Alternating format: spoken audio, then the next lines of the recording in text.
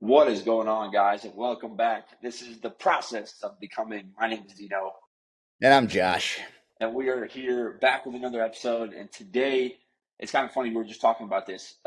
We don't know what today's going to be like, and so whatever happens from here, you guys are literally in the same boat as we are. So we're going to figure it out.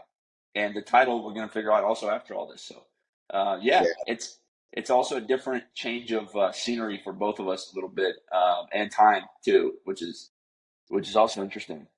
What time is it for you? Is it 8 a.m.? yeah. I'm 8 a.m. East Coast time right now, so 7 a.m. Central. Yeah, I'm 6 a.m. right now.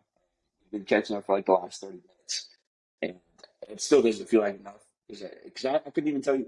It feels like our last episode was like 3 weeks, 4 weeks, maybe even a month ago. Maybe, but I don't know if it was. Might have not been, but I feel like it's way longer than it should be. That's for sure. I know. Well, it's like we said. I think the last time we got together, the call started almost identically. Of like, it's just hard to get the schedules together. I think Yeah, we need to pick a day during the week and just start doing it. that might work better, and we could probably be more consistent. Yeah, I feel like throughout the week it's a little bit more structured. Within through the weekend, it's like you never know what's fucking. Yeah, Yeah, like you might be traveling, I might be traveling. You're working, I might be working. So regardless, though, we're always going to freaking sacrifice and do whatever we got to do to get some good episodes out here because we know we got a lot of people listening.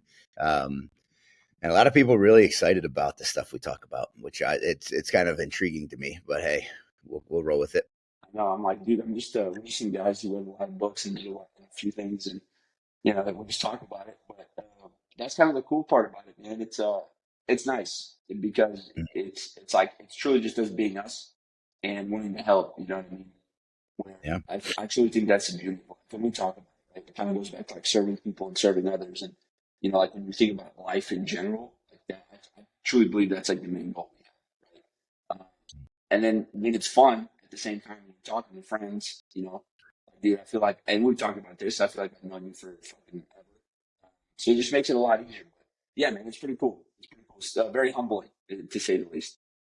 yeah, absolutely. I actually just came up with a topic. Up until right this second, we didn't really have much of a topic to go off of, guys. Let's We do were it. just like, hey, we'll kind of catch up a little bit. I'm a little bit brain dead. I'm operating off of about 3.5 hours sleep. Dino, Same, he's man. operating off about 4 or 5. So we're gonna just make it awesome, but it's also gonna be a little bit of a shorter episode just because we both got stuff we got to do today. I'm in Kentucky for a volleyball tournament, so I listened to the podcast the whole way down, and something that I was like, oh, we need to talk about this together. So I want to kind of pick your brain on it. Just popped into my head, something I heard on a podcast on the way down. Let's do it. So yeah, it's good. So all right. I will just kind of dive right into it. So I was listening to John Maxwell leadership scenario. And if you guys, I'll first and foremost say this. If you're somebody that wants to be more successful in life, like in any area of your life, or even just to be a better human being, a better leader, of course, because that's primarily what John Maxwell talks about, you should be listening to and studying John Maxwell. The reason I bring this up is Jenna. A lot of you guys know who Jenna is. She's very success minded. She's very forward focusing in terms of studying and always working on her personal development. Well, she recently got a hold of this podcast or this YouTube video, and she's like, "Oh my god, this is amazing!" Like, and she's never really dove into John Maxwell stuff, whereas I have. And I just being in this space, I assume anybody that's progressing in that way has done some studying of John Maxwell. Same thing goes with Tony Robbins. I mean, they're the two goats of the leadership and success industry, and like they're the goats for a reason, but they're still the goats because they've been both doing it for a freaking long time, A long and time. they're yeah, and both of them too. Like John Maxwell, Jenna said it, but I'll say it too. Just the way he speaks, like the resonance that he is on, the frequency he is on, is like so vast that it connects with so many people in such an amazing way. So the one thing that he said, Dino, and I want to pick your brain on it, is he talked about begin with the end in mind. Okay, and then when he talked about he's talking about the end of your life, right? So or even you can dial that back to a goal. But really, in this context, I want to talk about the end of life type of situation. He said you need to learn to operate off of eulogy virtues instead of resume virtues. He's like, all right, there's resume virtues and there's eulogy virtues. Like, which one are you operating off of? And it's something to audit for yourself. And really, like diving into it now, I want to hear kind of your take on it. Is so many people live their life trying to stack up all these accolades, and it's like, hey, it's what I've done. Like, hey, you get to the end of your life, like, are you going to look back and be like, hey, this is what I've done? Right, Where at right, a right, right. eulogy is not really necessarily about what you've done. It's more so about who you were, right? And I think it's a perfect connection just based to the process of becoming. And I got some things I want to tie in, but what are your thoughts on that? What does that kind of really mean to you, just Yeah, hearing it for the first time? no, this is good. I think the first place my mind goes with this is I think about like when you have success, you know, in or you know, you want to do a lot of things in life, and you're constantly just focused on the accolades. It's more so like look at me than it is like what impact, right? And with that, I think you're willing to do things and throw people on the bus and make decisions that only align for you. And you know, literally what I just said at the beginning of this is like, you know, I think life is about serving others, right? And to serve others, you have to remove so much of your ego, but then you also have to think about the bigger purpose or the bigger picture. And when you're constantly chasing these like this resume, these accolades, I think what happens is you lose yourself, right? Like I feel like you truly never fulfill that potential, and not again the process of becoming. You never are, right? Like you're constantly moving and constantly going. But when I think about that, I'm like, dude, it's one of those things where it's like, what full impact can you have when you reach the end of your life? And when you're constantly thinking about just like being the cool guy or getting this or getting this, which dude, I get, you know, it's like, and we, I feel like we all do it some way, shape, or form. We want the awards, we want the, you know, the good job, we want the like, hey, this, you know, you're doing amazing. We want to be put on that pedestal. But like, here's a great example of this, and I use Joe Rogan because he said this plenty of times. And if you're into comedy whatsoever, there's a name that you probably wouldn't know because she's not a comedian, right? Her name was Mitzi. He talks about Mitzi, and I don't know if you know this story, but Mitzi, the owner of the club, who literally kickstarted everything, right? And the reason I bring this up or use this example is because when you look at Mitzi, okay, she was not a comedian by any means. All she did was own a shop and allow the opportunity for these guys to come in and do their craft and love what they do and feel like and because of her single-handedly impacted so many different people. But how many people know Mitzi, right? Like, if it wasn't for Joe Rogan, probably very, very little. You know, so like when I think about this example, that's where like my mind goes with this. It's like that's your eulogy. It's like to literally have so many stems from where you were, even though you might not have, you know, the praise, so to say, because of you, you have impacted this world in ways and people in ways that you can't even imagine. And I think part of us, we all do that in some way, shape, or form. The problem becomes though, is when we constantly just focus on like me and how can I look good and what can I do. And you'd actually always struggle with this. This is where I lost a lot of friends in my life and people. I get pissed at people because I would see them doing this, and you know we can even tie this back to like my story, but like it was tough for me because I didn't want to be that guy.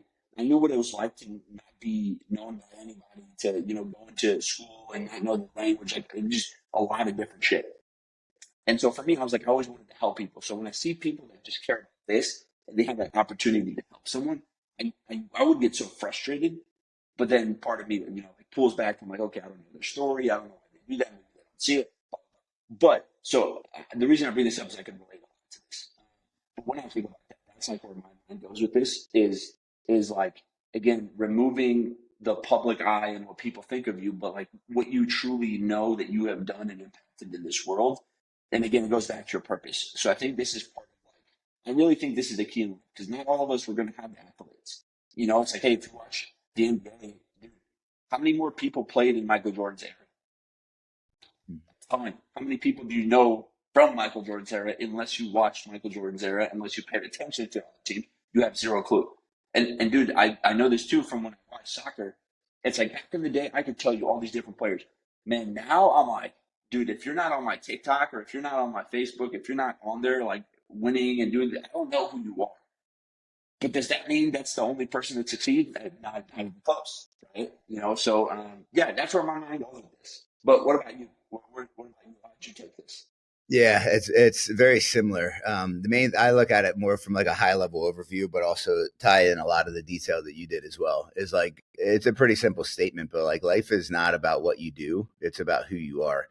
and who you become in the process. And if you become the person that you're supposed to be in the process and continually focus on, hey, who am I becoming? Not only for myself and like, am I proud of myself, but who am I becoming to the people around me? Right. And all these different things. Well, guess what? If you do that properly, then all the things and all the accolades will more or less take care of themselves as long as you're taking the right action. Right. But so many people just get, and it was a kind of a mind check for me a little bit, because I was like, all right, well, I am very career driven, not so that I can grow my career, but like, I know that like I have a bigger impact to make, and like scaling my career allows me to make a bigger impact in a bigger way. But it was just a mind check for me of like, all right, don't focus on that stuff, focus on this. And like the whole idea of the resume virtues versus the eulogy virtues is like, honestly, like I've been to a lot of funerals, and it never is like, hey, these are all the things that this person accomplished. It's like, hey, this is who they were. This is the church they went to. And honestly, if you operate off the eulogy virtues, that's going to be what dictates how many people are actually authentically there because of you. Right? Not people there that like, hey, I built this huge, amazing career and had all these accolades, and they're there to just say that they were there. Right. Oh yeah, I was at his funeral. I got the little card. So it's really like, are you living a life that is worth living based on who you are becoming? Right? Because at the end of the day, another thing that John Maxwell says in that podcast that kind of ties into the eulogy virtues is it was his version of success, which I thought was freaking awesome, because he kind of walked through these different things, and it was a cool video because it was like 4 different speeches that were like all tied together more or less seamlessly. But because I was driving, I was like, wait a minute, like did the video change, or is this like what's going on? But more, what he said was his version of success is he wants he wants all the people closest to him to love him and respect him and to trust him the most. Because he made the point, he was like, if there's people that respect you that don't know you more than the people that respect you that are closest to you, like there's something backwards there, right? So even just looking at that version of success is like, are you showing up and being the best version for the people closest to you? Okay, cool. Well, that's a good eulogy virtue.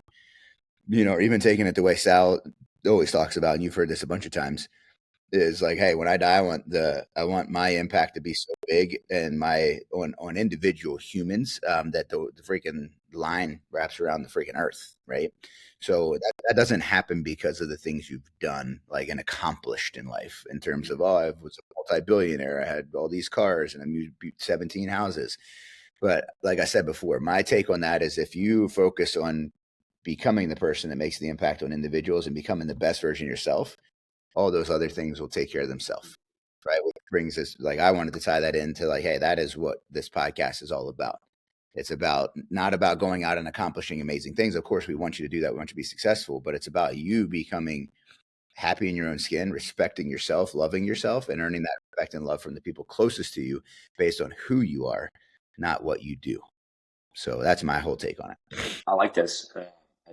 There's a point I want to bring out of this too, because I think a big reason why we see more, I think a lot of culture is based on that stuff. And the reason I bring this up, and maybe not so much so our culture, but this day and age, is social media. Because you see this, you feel like if you're not, like what you just said, like if you're not comfortable in your skin, if you're not, maybe you're not successful in this area, or you don't have all these things, you feel like you almost aren't good, right? But you also know this from working with tons of people. There's people that have, especially when it comes to like followers, right? There's people who have, you would look at their followers and be like, oh, they're doing okay.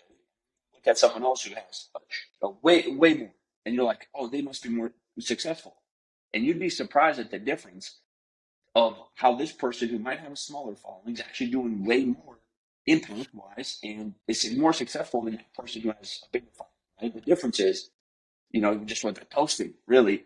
But at the end of the day, another piece of that is also like the impact they're actually, because that one person, even though it's not a billion people, right, they're actually impacting lives.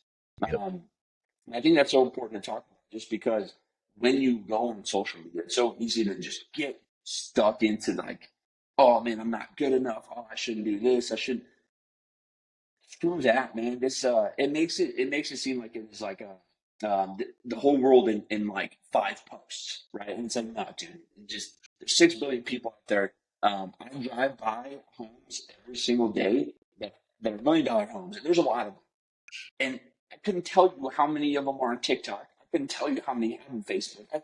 They probably don't. But we get stuck in this mindset of thinking that everyone, on Instagram is they got it figured out. It's not true. I think there's actually a study on this. You can look this up, guys, because I might butcher the exact days or ages on this. But the average life of a millionaire, I want to say, is like in his 50s. It's like 48, 50. It's late. Okay.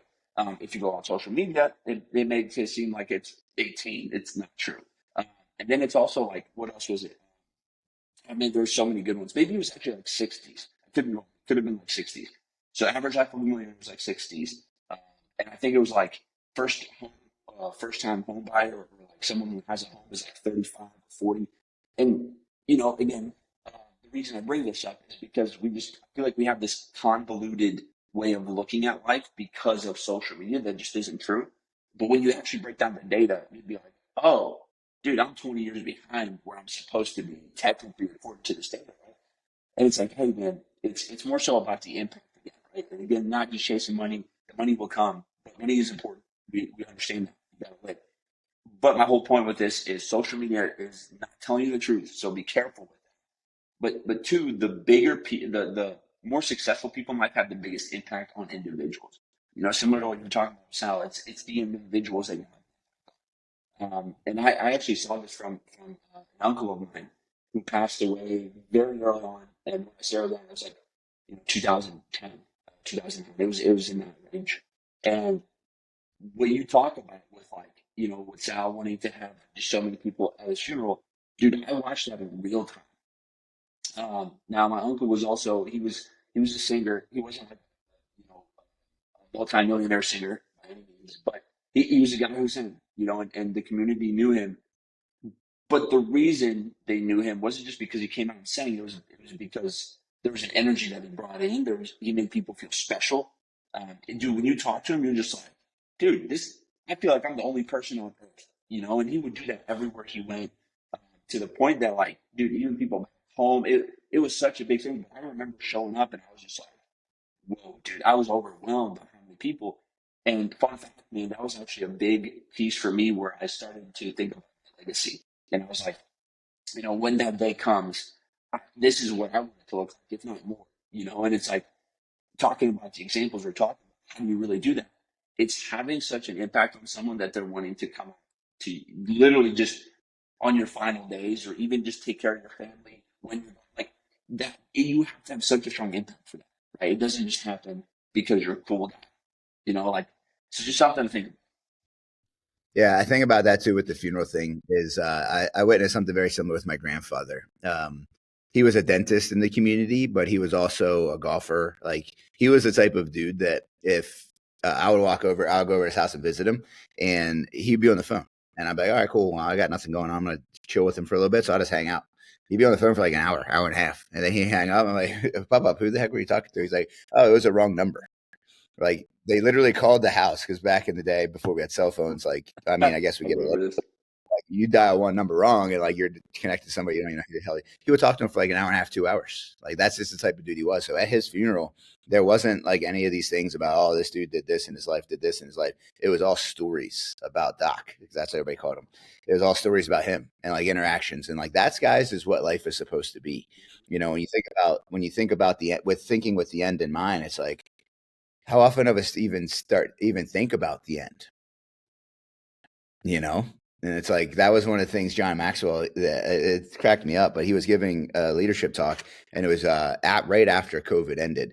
And he said, as a Christian, he said one of the things that really upset me the most was the fear that was driven throughout the United States and the world with COVID. He's like the fear. He's like it wasn't all the different lies and the different masking and all that stuff. It was the fear that we had as human beings. Because he's like, I was hoping Christians could rise above that, or spiritual people could rise above it, simply because you should have a higher understanding of what all is going to happen. He's like, I evangelized so much more during COVID because it's so easy. People were afraid. And he's like, I'm not afraid. And then he would be able to get into a conversation. But he's like, guess what? Like, you're going to die. He actually read something from C.S. Lewis that happened during the atomic era. Like he wrote it in like the 1944, 43, something like that. And the more or less thing, I forget the exact quote, but it was very powerful. But he's just like, guys, like there's all these man-made things. Like pick one. Like, why would you be afraid of any single one when you know you're going to die eventually? Like, before this, it was this. Before this, it was this. Before this, it was this. Like, you pick one, just live your freaking life. So, um, True. yeah, at the end of the day, it's all about that impact, and it's understanding that hey, how many of us even think about the end? Like most people don't even want to think about dying because it's like, oh, it creates this emotion. Cool, well, it's going to happen. So like, think about the end in mind. What do you want to leave behind? What kind of life do you want to have? And then understand, guys, that it's not just going to happen by accident. And I think that's another thing that we could even lean into is like so many people live their life just thinking, okay, cool, well, it'll just work out, it'll just happen. And it's like, no, nothing just happens. And it goes back to the idea of you create through your action that you take and the energy that you bring to all your circumstances. So it's like, how often do you see that, Dino? And I know you've seen it a lot. I've seen it more because I'm a little bit older, but like, and even lived it in ways, but like the whole idea of, oh, it's just all going to pan out and it's going to work. I would say a lot more than you even think, and I think a lot of that comes back to like just the type of community I've been around, right? Because like it's like the St. Louis community, especially when you look at Boston and the way like, where they come from. It's like you almost have to have that in a little bit, you know. Now, and I'm not saying the people that have that don't take action on it, right? Like the people get to a point where it's like, okay, I actually have to do something about this, you know. Yeah. And you see that, which is why they usually have lives, better lives. You know, they start buying their homes, have families, do all these things. You can see them on the upward trajectory. But you see a lot of people who just kind of like accept, and I think that's where I'm like, damn, dude, it's sad to see, because accepting at the same time is also losing. Is how I look at it. Because when you accept it, like, oh, it's just gonna work out or whatever, it's like it will, but what are you doing about that too? Right? It's not one of those things where you just sit in that bubble and it just works, you know. And I think you see a lot of that with this world today, especially today. And I would say I was right at the time where it's like you had social media, but then you also didn't. I know I'm bringing up social media again. I think that's just a big where people just think they're gonna coast and be okay. It's kind of like I mean, dude, we talked about this study, but it's like if you look at how many people want to be influencers compared to like what it was like lawyers, doctors, it's like 60-70%, which is like right, like Well, it's kind of think about why. If you think about why, it's because they think it's the easy path, right? They've been to your point earlier. They think they've been fed this thing of like, all right, cool. Well, I can be complacent because at any point in time I can turn that on, and it's a very short period of time, and I'll be successful. It's not the case, and I think that's what causes most people, to your point, to settle because they think, okay, well, I can just do it then. And I honestly did that with my health. I was like, I know I'm not in the greatest shape. I know I shouldn't be smoking cigarettes, but I can stop this at any time. And then guess what? 10 years went by. So how many people live their whole life thinking, okay, cool. But I think the settling part too is they get to a point where they make that realization of like, oh shit, like I am way behind the eight ball, and there's a lot of fucking work that I need to do, and they're not willing to invest that amount of time, or they don't have the energy or the health to do it. So 1,000%. And dude, I think I got lucky with the benefit of watching a lot of people who come from a different background where it's like I mean, their parents' backs were against the wall, their backs were against the wall, right? Where it's like, and I think I've told you this too, but man, I just find it funny how like I say Americans, right? Because originally I was not one, but man, just how comfortable here we everybody go. Here we was. go. Pulling Dude, that card now. I have, dude. It's true. What do you But mean, you people? hey, bro, you can't say that. I'm one of you, right? This is not I come have to a take question me. for you. When you do Bosnians live in like little communities like Chinatown? Like Chinese all kind of congregate. Do Bosnians do that? We did when we moved over here because that was like a necessity, but since then, no. Our congregation is St. Louis, so like literally the entire St. Louis is where That's we're where pretty outside of much all. Bosnia. Yeah, what's also funny? Bosnia has a Chinatown. Like if you go to Bosnia, there is a Chinatown in Bosnia, No way, and it's the coolest thing in the world, bro. Like it is the coolest thing in the world for me. I dude. love it. I think it's awesome. That's hilarious. Like, how come every area has a Chinatown?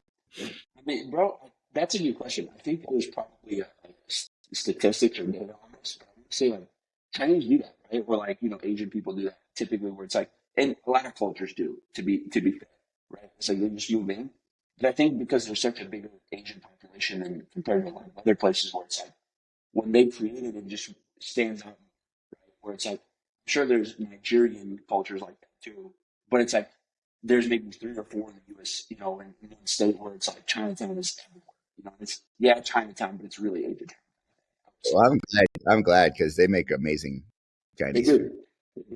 They do. It's funny. I wonder what the world's or America's conception is of food, what type of food, because it's probably like Taco Bell, McDonald's. Well, McDonald's is probably out. Yeah, I would say Taco Bell's out there. It's like Mexican. And then it's like Panda Express is probably up there.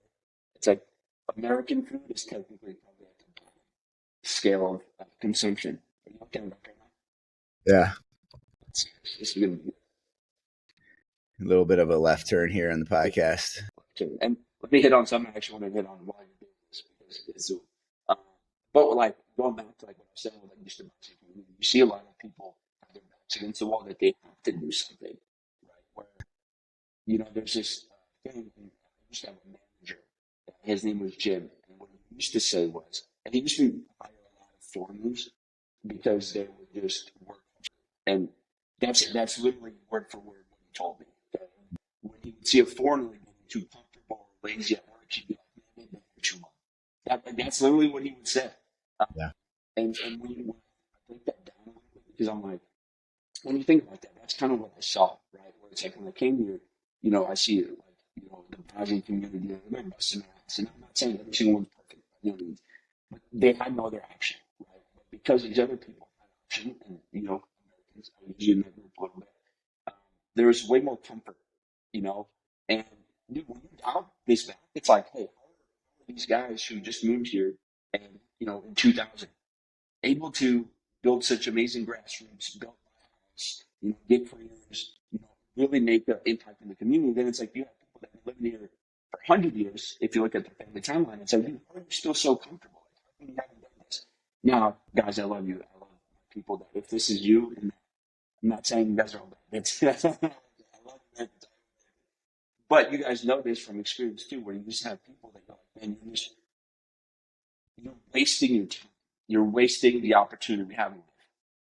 And so, like I say, I was fortunate to see a lot of it, but then I also saw it.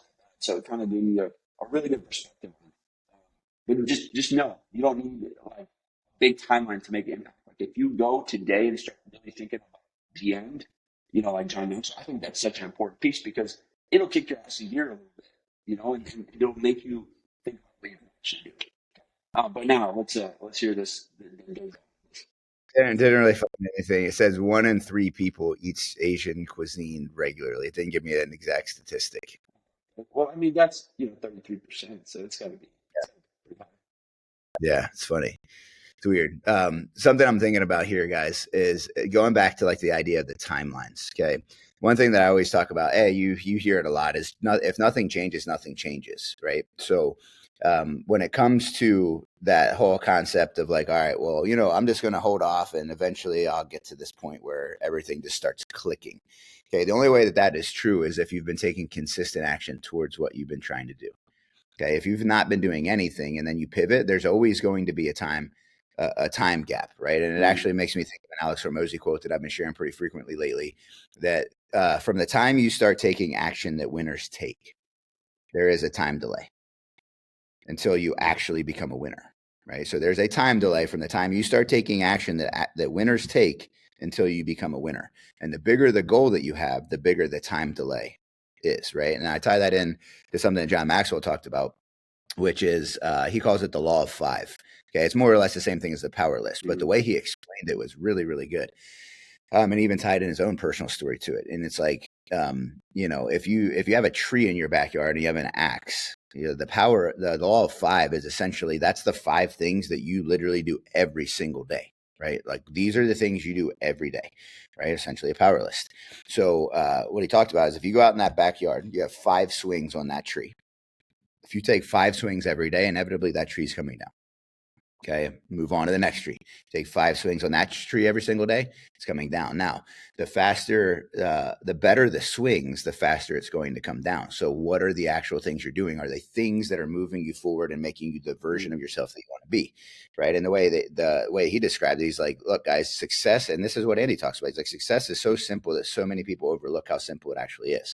And it's not this big, profound thing. It's not like this lightning bolt to the tip of your penis that's going to make you freaking figure life out, right? It's like or your nipple if you're a female, right?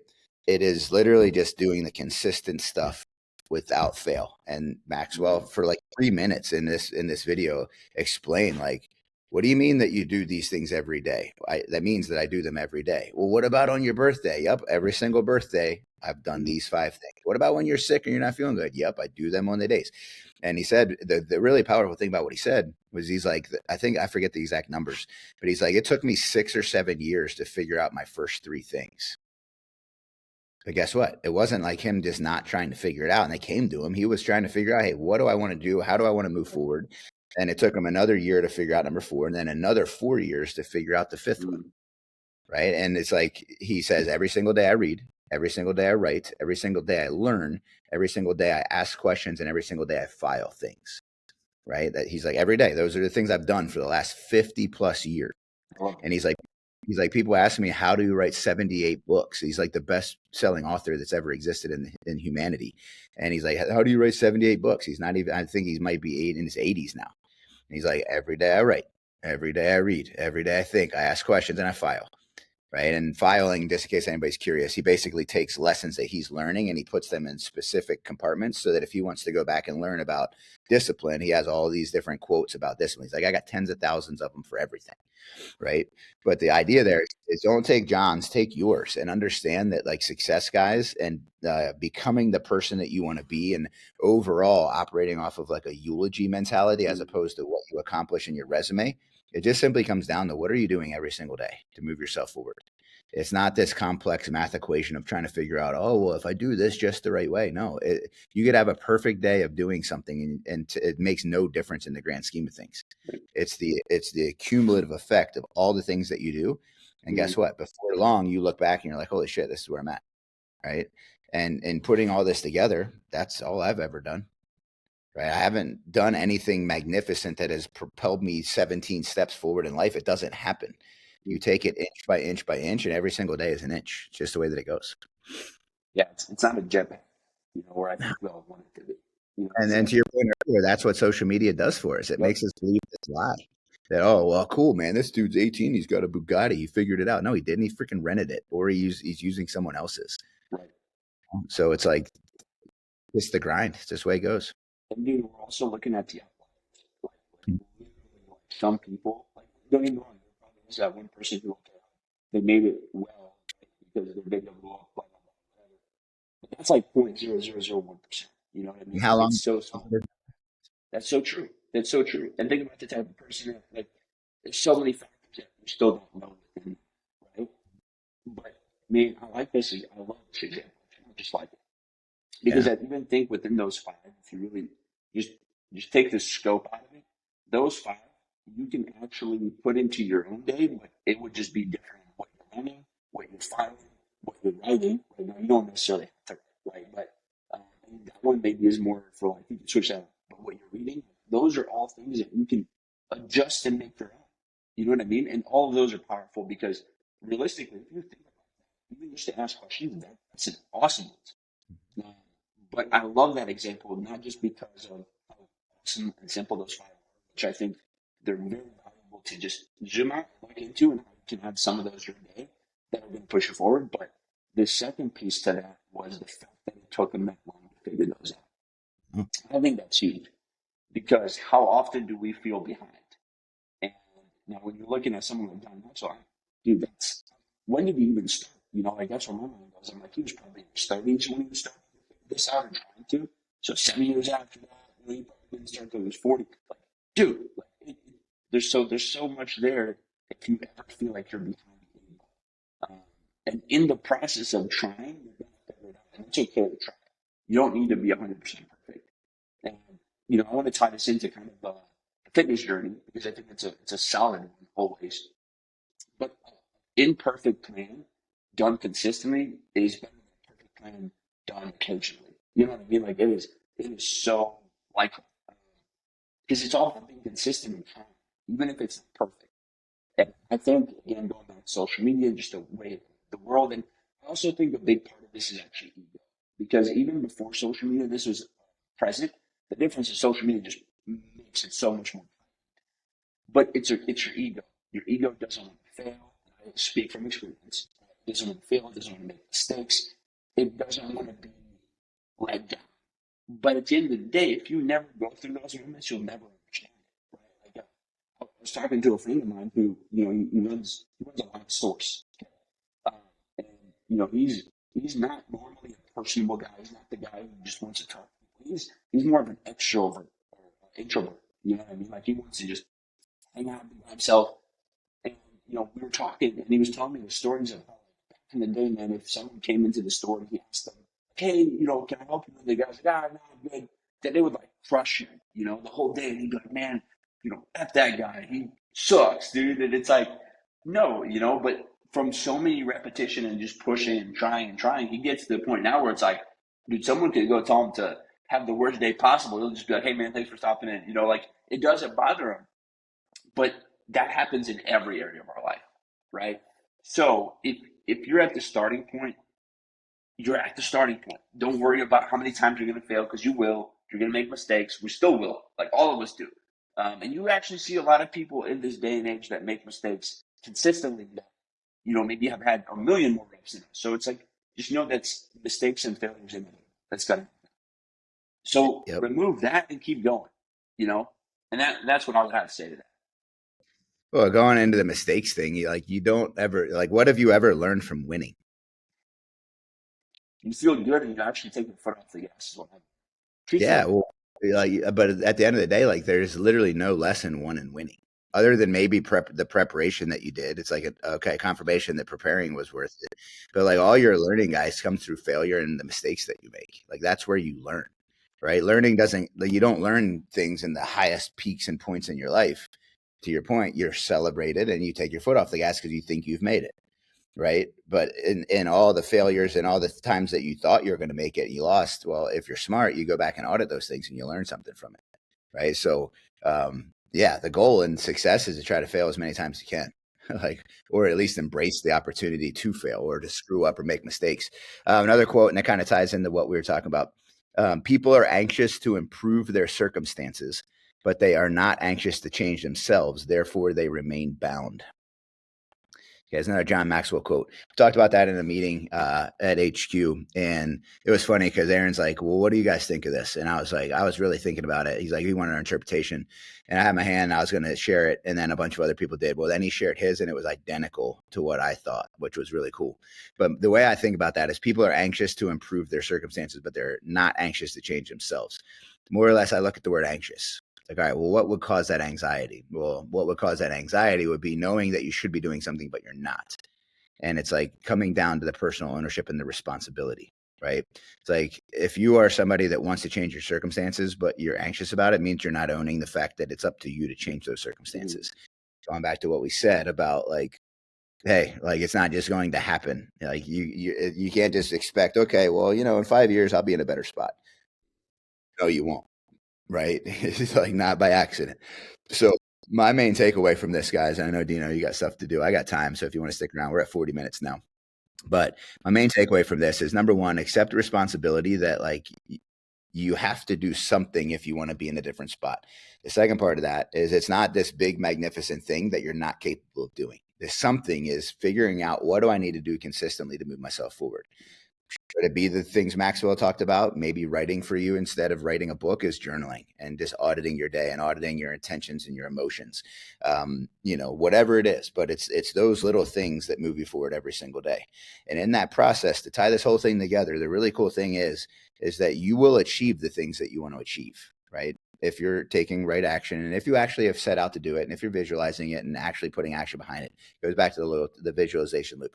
Right. And then the cool thing is if you're focusing on becoming the person that you want to become, now at the end of the day, the end of your life, with the end of mine, you're going to have that eulogy type of scenario where people actually remember you for who you are and the impact that you made on the world. And the cool thing is that they'll probably also remember you for the things that you've accomplished. So it comes down to this, the basic shit every single day is what it comes down to. I love it, man. No, I couldn't agree more. And, the only thing I would do to add into that is what you're thinking about.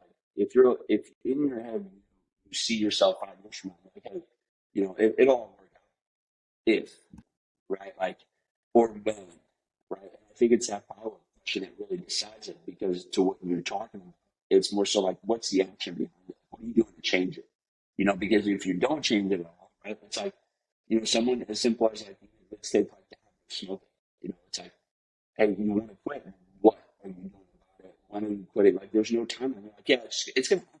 It's gonna happen. It's gonna happen. It's like, it's not just going. Like, you literally have to be like, hey, man, I'm gonna start you. Do this. This is the date. You have to be clear. And guess what? You might not hit it, and that's a different story, because it's at least you have those things, the foundation of that right now. So guess what? You might get close. You might fail, but at least you'll have a little bit more momentum and like, okay, I'm taking these actions. And I think this is part of maybe what John Maxwell was talking about, where it's like, hey, you set out these things, it's not happen, but then what do you do after that, right? You're just consistently looking for the way, but when you just sit there and expect it to happen, that is where the difference is. And that's what it's not. Yeah, I agree. Think and a perfect audit of this, right? Because we have people from all walks and all areas of life that listen to this. Is maybe you're that person that right now you're like, I really need to create a change, right? But you haven't started yet. The proof in the pudding here is think about where you were 5 years ago. Is it the same as where you are now, or even a year ago? Right. Well, okay. Now think about, if it is the same, what actions have you taken positively to change that? Okay. If the answer is none, then we more or less just proved the point. Okay. Now, if you're somebody that has made progress over the last year or 5 years, okay, well, why? What things have you done? And it does, again, it's not perfect. It's John Maxwell perfect. At least in his speech, he said he hasn't missed a day, right? You don't have to be perfect. But the problem with having days off is that it's not necessarily, and again, this is something that I talk about from a standpoint of fitness. It's like, all right, if you miss one workout, grand scheme of your life, it's not going to tank your physical fitness, right? It's the mindset of being okay with missing it that is the dangerous part, right? It's the crack in the armor. Cool, nothing happened. I missed a workout and I didn't lose all my fitness. Cool. Boom. Next thing you know, you're off for 2 weeks. Happens with all of us at some point. So the goal there is understand that operate within a certain parameter, right? Like shrink down what you think is acceptable. My physical journey, I'll let myself swing 8 pounds up. Cool. 8 pounds. Cool. I get up to a certain weight. I'm like, oh, I need to dial this back in a little bit. Right. So what is your third goal for that? But again, not perfect. But what things can you do consistently, or what things have you done consistently from a year ago, 5 years ago, that have put you where you are now? Now, you'd be foolish to think that if you have made progress in that time, that if you don't consistently do those things, or even increase the intensity of those things, or the intent of those things, then in 5 years, you're not going to be in a different spot. I mean, it's just simple ABC. A plus B equals C, So, guys, at the end of the day, we want you to be the best versions of yourself for yourself, right? Because it's self-respect, self-love, not all this hippy dippy self-love, but like actually like looking yourself in the mirror and being happy with who you are. Because at the end of the day, and we talked about this, the Johari window a long time ago, like there's stuff that you know about yourself, and that story you tell yourself in your head, it's not the way that the world sees you. The goal is like, hey, that story that you tell yourself in your head, like you need to have that be congruent with how you actually want to be. Right. And the only thing that changes that is you. I love that. I think to wrap this up, truthfully, is you said we just want you to be the best version of yourself, but for yourself, because there's so much power in that. And man, I really think that's the key. Where it's like you can look and not try to battle anybody else, but the person that you see in the mirror. Right? That when you go to sleep, you're like, man, I'm proud of myself. Because once you get to that point, I truly think that that's where more doors open in life, more success opens in life, more freedom, so to say. And, when I say freedom, discipline also equals freedom. So I want to throw that in there because I think that's very important. And, what John Maxwell is talking about, he's 100, dude, if that's the truth with him being perfect every single one of those days, I'm sure maybe that's like an hour or two of his time a day when he has to coach. Grand scheme of things, probably not that much for him. He can do it, whatever. But think about the confidence and what that does for you mentally. Think about what it does for you as a human being. Think about what it does for the people around you, right? You're willing to give more because you're pouring into yourself. Right? You're willing to give more because you're confident within yourself, and you're willing to help because you wanted to help yourself and you did help yourself. So, yeah, that's the main goal of this, guys. And seriously, we appreciate you guys more than you know. Biggest thing, make sure to give us some comments. Like, share the show. Um, if you, especially if you gain some value from it, share it.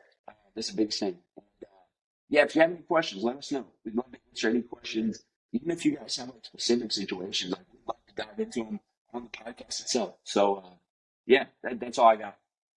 All right, guys, I love it. Like you said, if you got any value from this, share it. And then with the video feature that we have now, we've learned that there's commenting on this, which is freaking awesome. So comment what you love, what you need to hear more of. And to Dino's point, any questions you got, we'll be happy to answer them. We are probably going to be doing a Q&A episode very soon.